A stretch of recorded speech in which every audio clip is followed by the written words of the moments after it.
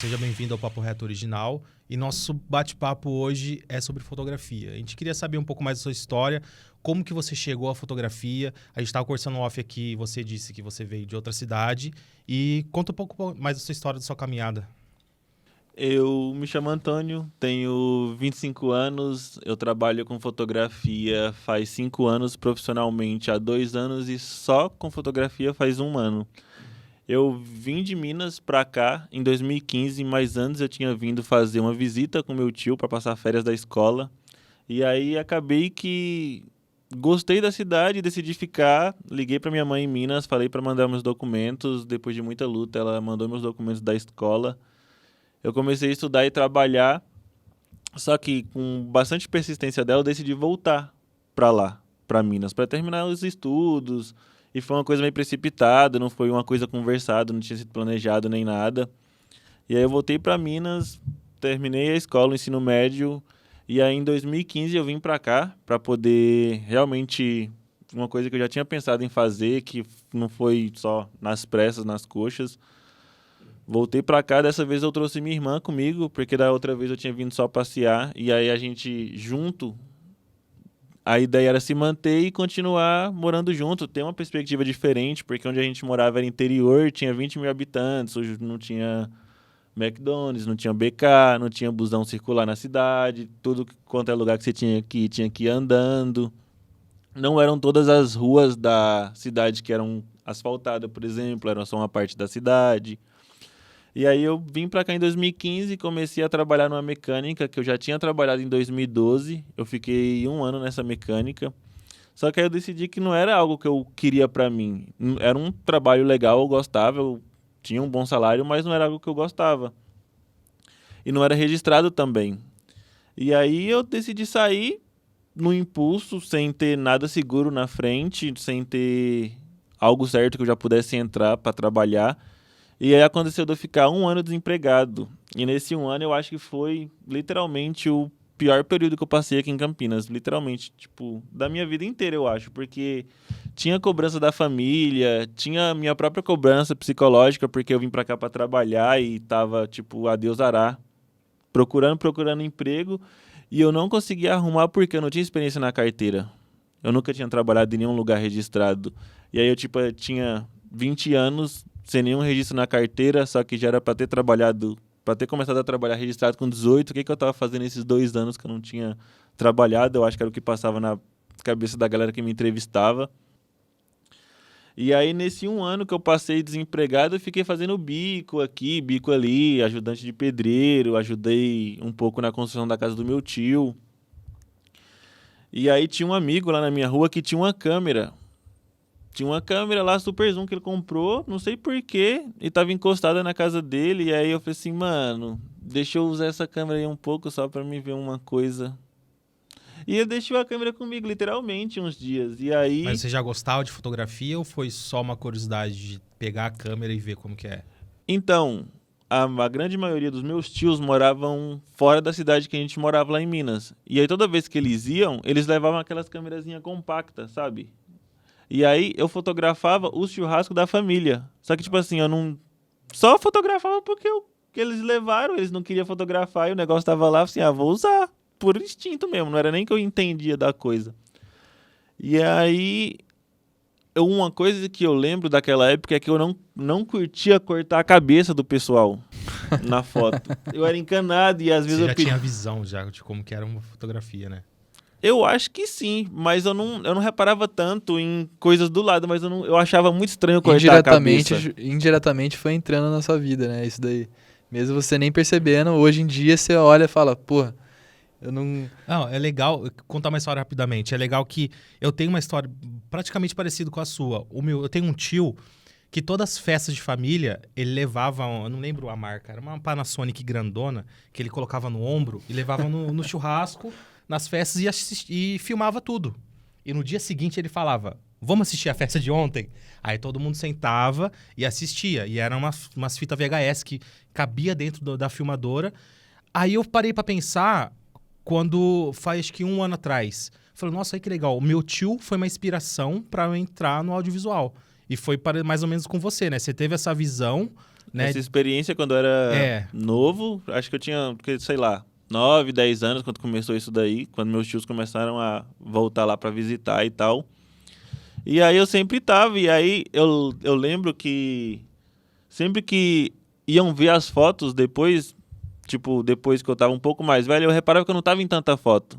Porque era eu que tava tirando a foto da galera. Acontece. E aí, tipo, Igual meu tio, cadê meu tio? Onde ele tá? Aí tinha umas vezes que ele falava assim, ô filha, filma o pai aí um pouquinho. Aí ele ia fazer uma ceninha, sentava, abria uma cerveja e tomava. Era porque você tava ali tirando foto de todo mundo, então você não tava, né? Não tava aparecendo na foto. E aí tem foto da minha mãe com minha irmã, tem foto da minha irmã com todo mundo. Não tinha selfie. E não naquele tinha eu. Na foto eu ficava assim, nossa, cara. Que depois que passou o tempo que eu fui refletir sobre essas coisas. E aí, semana passada eu tava conversando com minha mãe lá em casa, porque meu pai faleceu quando eu tinha 2 anos. E aí ela falou que ele gostava muito de tirar foto. E aí, agora ela mora comigo aqui. Meu tio foi lá visitar e minha avó mandou um monte de álbum de foto que minha mãe tinha lá guardado na casa dela. E um monte mesmo. Só que minha mãe nunca tinha falado que meu pai curtia, tipo, tirar foto, que legal. curtia fotografia. E aí você apareceu em todas. Quando eu era criança. Só que eu não sabia que ele gostava de fotografia até então, minha mãe nunca tinha me Ficou guardado contado. na memória, né? Não, eu acho que toda família tinha que ter um tio assim, alguém próximo pra fazer essas fotos, que é muito importante. A gente olha hoje em dia e fala, caralho, mano. O da Se minha não, filha. se não tivesse isso... A minha filha tem muita foto. Não, hoje em dia é muito mais fácil. É muito mais Eu acho fácil. que é muito difícil de guardar, né? Tipo, você tira tanta foto ali, aí você vai trocando de celular, não sei o quê, blá, blá, blá. É, não guarda. Não guarda. Mas da hora você pegar essas fotos antigas e falar, pô, meu pai gostava de tirar foto pra caramba. É, E então. subliminarmente foi uma inspiração pra você, porque tava guardado no seu subconsciente, No né? subconsciente eu não sabia. legal. E aí eu fiquei assim, mano, mas... Nossa, eu sou a única pessoa que é envolvida no meio da arte da minha família. Todo mundo tem um trampo normal, todo mundo faz uma coisa normal, eu sou o único alternativo, eu sou o único que tem brinco, eu sou o único da família que tem tatuagem. E aí... E depois que você ficou esse período aí, esse 1 ano sem trabalhar, fazendo uns bicos, você foi pra onde depois disso? Aí eu fiz uma entrevista na Chili Beans, no Campinas Shopping. Aí o gerente do Campinas Shopping entendeu que eu tinha perfil de rodoviária. Porque eu tinha um estilo mais agressivo de comunicar e o povo da rodoviária tem um perfil mais assim. E ele me indicou para a rodoviária, eu fiz entrevista na rodoviária com um gerente. E aí eu fiz entrevista com o gerente gostou de mim, aconteceu de desligarem ele antes de me contratar. E aí passou 1 semana, 2, o cara não ligou, assim, acho que não vai dar certo não. Comecei a procurar emprego de novo. Aí o gerente novo que entrou, um vendedor do quiosque, falou bem de mim, aí o gerente novo me ligou, eu fiz outra entrevista e aí eu fui contratado. E aí nossa, nessa época eu pensei assim, mano, eu passei 1 ano desempregado, eu não sei vender, eu não sei fazer nada, não sabia, nunca tinha trabalhado com o público. E eu percebia que os vendedores do ponto de venda reclamavam que não vendia, mas eu não via ninguém, tipo, fazendo um horário a mais, pensando em estender e tal. E eu falei assim, mano, eu vou trabalhar mais do que eles, eu não vou conseguir ter o mesmo conhecimento que eles têm no momento, mas se eu trabalhar mais horas, talvez que pelo menos eu equilibre um pouco a desvantagem que eu tenho. E aí, de tanto eu trabalhar mais horas, meu gerente percebeu que eu tava, tipo, eu não falava. E aí eu acho que isso fez ele se dedicar bastante em mim também. E como eu era a primeira contratação dele, ele tinha que fazer com que eu desse certo na carreira dele como gerente também. E a gente começou a se entender muito, e aí a Chili Beans, ela tem eventos anuais para todos os funcionários que estão no navio, que vai um funcionário que se destaca e tal. E ele me contratou em outubro, em dezembro saiu a lista de quem ia nesse evento e o meu nome já estava, e eu não tinha nem saído da experiência ainda. De tanto que eu estava tendo um bom desempenho no emprego. Aí em janeiro eu recebi minha primeira promoção, fui promovido para ser vendedor de um quiosque do Dom Pedro, que vende mais, eu ia ganhar mais e tal. Aí todo ano, antigamente, o Caíto Maia, que é o cara que criou a empresa, ele fazia turnê para conhecer alguns pontos de venda. Você chegou a conhecer ele? E aí, no ano que eu tava no Dom Pedro, como eu tava entregando um bom resultado subsequentemente, eu era a pessoa de destaque do meu ponto de venda. Eu ganhei um óculos com meu nome, ganhei uma placa autografada pelo cara. Foi muito legal. Nesse mesmo dia eu fui promovido a subgerente do quiosque. Foi uma experiência muito bacana. Eu fiz 2 cruzeiros com eles, fiz um resort. Eu fiquei 3 anos. Caralho. Aí eu fiquei 1 ano e meio de vendedor e 1 ano e meio de gerente. Aí que tá a importância de se dedicar no trabalho, né? Não importa qual área. Você só tem a Você ganhar. nem sabia vender, mas você se dedicou e conseguiu se destacar pra caramba.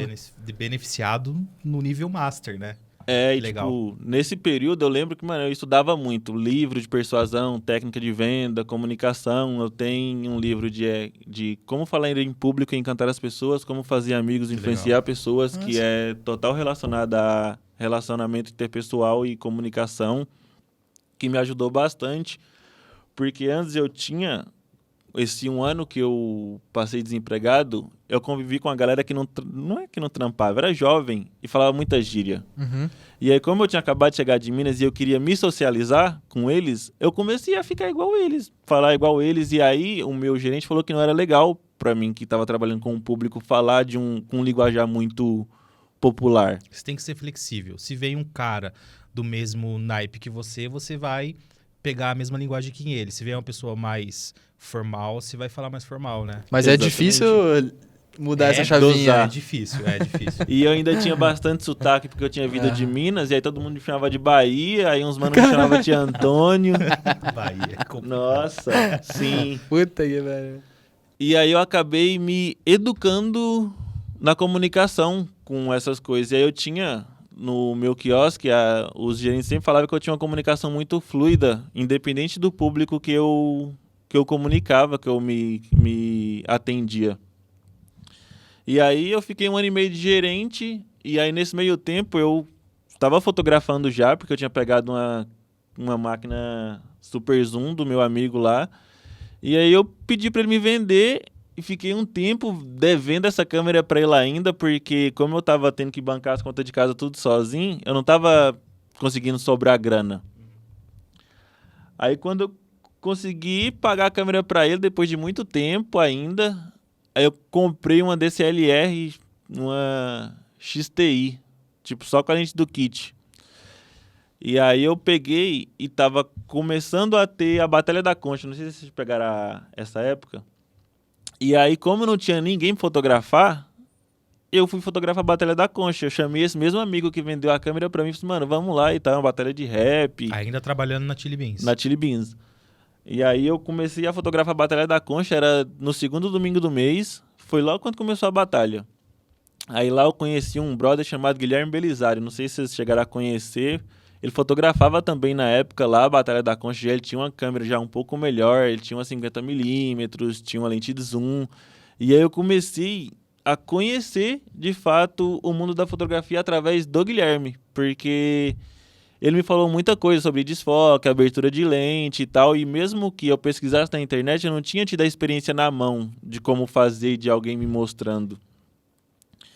E aí eu fiquei nessa de fotografar a Batalha da Concha, fotografei ela 2 vezes com a de zoom, depois eu fotografei com a DSLR.